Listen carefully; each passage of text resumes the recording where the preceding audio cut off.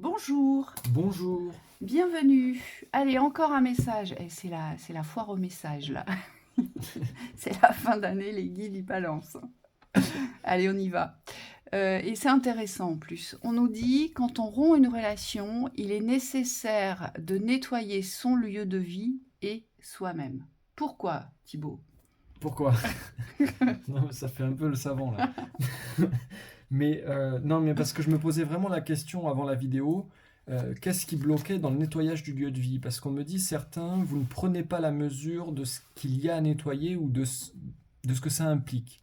On parle de nettoyage de lieu de vie, pourquoi? Parce que quand vous vivez une relation, alors que vous la vivez dans le lieu, on me dit là où c'est encore plus prégnant, c'est quand vous vivez dans le lieu où vous habitez, ou que vous la viviez à l'extérieur, le lieu où vous êtes garde une empreinte de la relation. Ça veut dire que dans les énergies, en fait, ce qui a été vécu dans la relation reste comme une mémoire. Moi, on me montre, alors souvent dans les lieux, on parle de mémoire des murs, on travaille sur le bâtiment.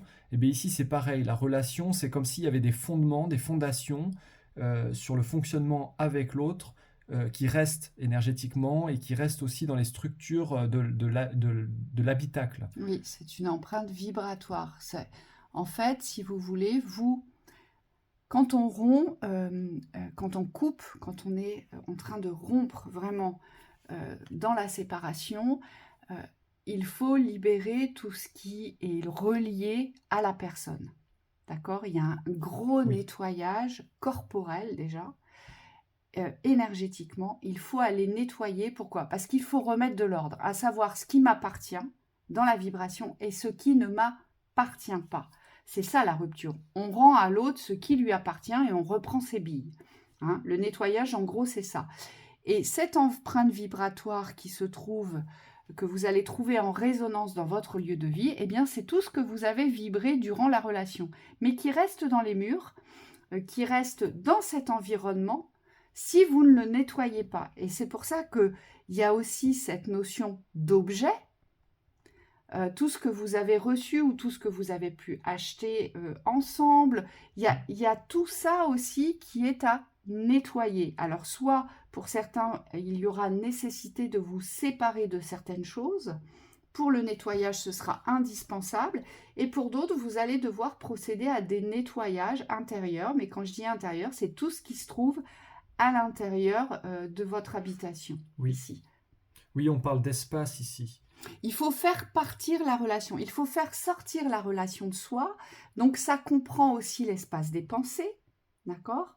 On se met au clair avec cette rupture, avec cette séparation, donc on ne reçoit plus l'émotionnel de l'autre, les besoins de l'autre, ou alors on ne va plus chercher l'autre dans les pensées en se remémorant ce qu'on a pu vivre de beau ou de bien. Parce que en général, quand on rompt, on a tendance à se rappeler ce qui était génial. Mais alors, ce qu'on a subi, ça, par contre, on l'a un petit peu mis sous le tapis. C'est Voyez? occulté. Ouais. C'est occulté. Et là, on vous dit, il faut tout faire sortir. Que ce soit du lieu d'habitation ou que ce soit de votre corps physique et vibratoire, Oui. ici. Alors pourquoi on vous dit ça? Parce que ce qu'on se rend compte, et on me dit on l'a quotidiennement ça dans les ruptures, en séance ou en accompagnement souvent, ce qui se passe c'est que dans vos lieux, même si vous êtes nettoyé individuellement, si vous avez nettoyé la relation, dans l'espace, ce qui se passe autour de vous, et souvent on le voit, ça c'est des énergies grises qui tournent, il y a des choses comme si vous n'étiez pas seul dans l'espace. Et on vous dit c'est ça qui, même si vous êtes nettoyé, vous impacte dans votre champ énergétique. Et donc là, ce qu'on vous dit ici, c'est toutes ces mémoires-là, tout ce qu'il y a dans le lieu ici, dans les espaces en commun, c'est comme s'il devait y avoir séparation ici, mais une séparation franche et nette pour pouvoir retrouver votre espace. Alors, Et le recréer, moi, on me dit. oui, Voilà, il y a vraiment besoin de tenir tout ça à distance. Hein. On se met à distance de ce que l'on vient de rompre. Donc on ne fait pas des allers-retours énergétiques ou dans les pensées. Vous voyez? ça implique beaucoup Alors pour certains, on me dit, vous n'êtes pas sérieux, parce que vous rompez, mais derrière, vous recommuniquez. Il y a des réouvertures de communication, et là, on vous dit clairement que c'est l'inverse qu'il faudrait, c'est être à distance au niveau de la communication, il faut couper. Pour beaucoup, on me dit il faut couper les communications, parce qu'il n'y a plus de lien ici à entretenir. Après, il y a des cas particuliers. Quand on rompt avec quelqu'un avec qui on a des enfants en commun, par exemple, bah là, c'est différent. On me dit, vous coupez l'espace de la relation intime, amoureuse, mais par contre, vous êtes en lien pour l'organisation au niveau des enfants. Ça paraît logique. Mais par contre, il y a une vraie distinction entre l'ancien rôle du partenaire et le nouveau rôle de... on est tous les deux des parents, mais on n'est plus du tout des amants. Oui, on n'est plus du tout en relation. Donc, on ne cherche pas non plus à être intrusif dans la vie de l'autre et on ne laisse pas l'autre être intrusif dans votre vie privée. Vous voyez, c'est toutes ces notions-là aujourd'hui où on aura tendance à se perdre parce que parfois on veut être gentil, puis parfois on a tellement envie de rester en bon terme. Ah mais non, non, mais nous on reste en bon terme.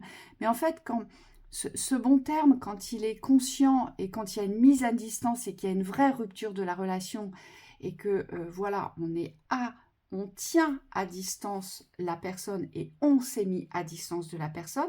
Donc il y a les deux mouvements. On tient la personne à distance, vous voyez, on la pousse vers l'extérieur. Sors de chez moi, tu n'as plus rien à faire ici, ni dans mes pensées. Et puis, on se met à distance. Donc on a posé des limites. Là, il n'y a pas de souci au niveau relationnel.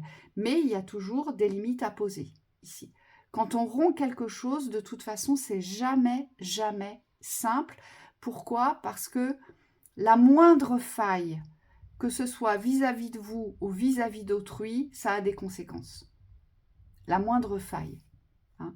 Et c'est pour ça que pour certains, vous êtes plutôt dans la séparation, mais vous n'êtes pas encore dans la rupture. Parce que quand on est dans la rupture, il n'y a plus aucune interaction avec la personne, qu'elle soit énergétique ou physique, Oui. et dans les pensées.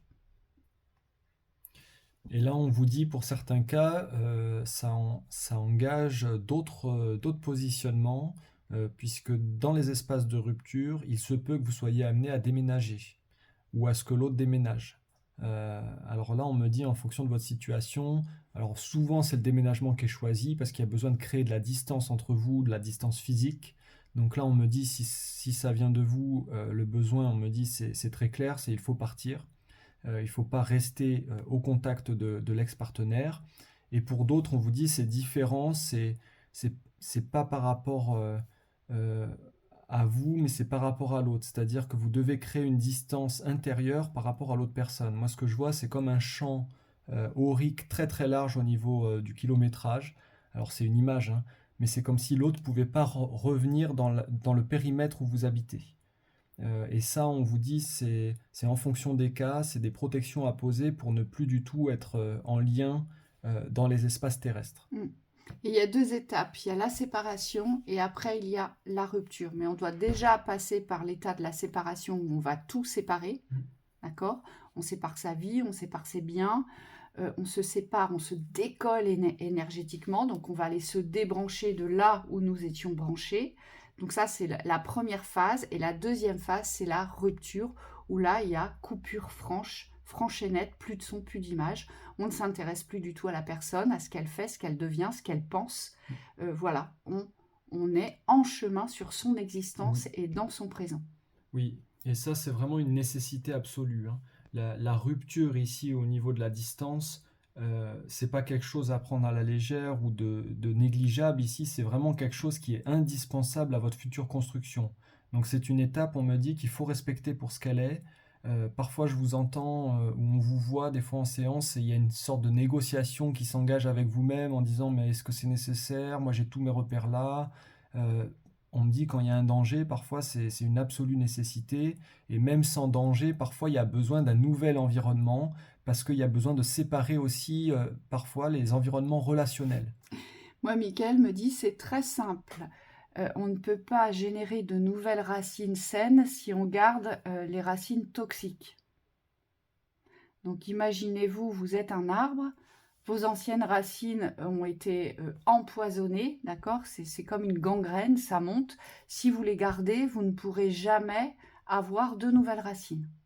Ouais. On vous dit. Et c'est pour ça qu'il y a deux phases, la séparation et la rupture, parce que la rupture vous permet de générer, de créer ce nouvel ancrage avec des nouvelles racines de vie. Oui. Et parfois déménager, c'est la seule manière de nettoyer son lieu de vie. Oui, parfois. Hein? Pour d'autres, sinon, vous avez une vidéo sur l'espace du site internet, sur la chaîne Lumière. Vous avez une vidéo qui peut déjà pas mal nettoyer vos lieux de vie. Hein, si vous ne voulez pas prendre une prestation en direct avec nous, vous avez une petite vidéo qui est très bien faite, très bien conçue et qui déjà va déjà remettre en ordre au niveau des énergies de votre habitation. Hein. Donc, Oui, on la mettra en on miniature. la mettra en miniature pour que vous puissiez la trouver. Donc voilà pour ce petit message. Bon courage à vous. Là, ça demande des forces et on me dit, c'est plus que ça, il vous faut de la niaque, Ouais. d'accord, pour rompre, pour arriver à une rupture, mais vraiment une rupture définitive.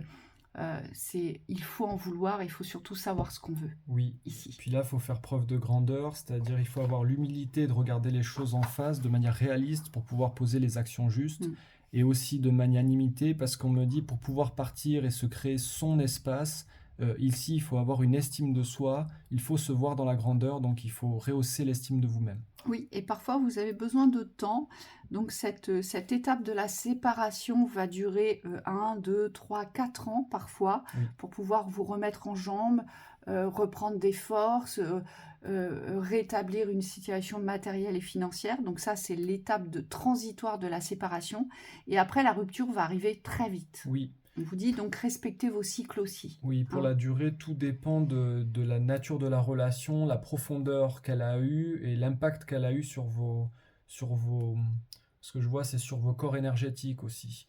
Il se peut que pour certains, pour redémarrer, vous ayez besoin vraiment d'être comme dans votre cocon ici pour retrouver vos forces et vous préparer un plan.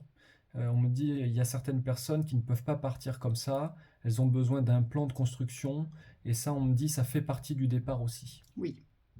Donc Voilà. soyez tolérants avec vous, mais restez intransigeants sur vos choix. Mm. Voilà. Très belle journée à vous. À bientôt. À bientôt.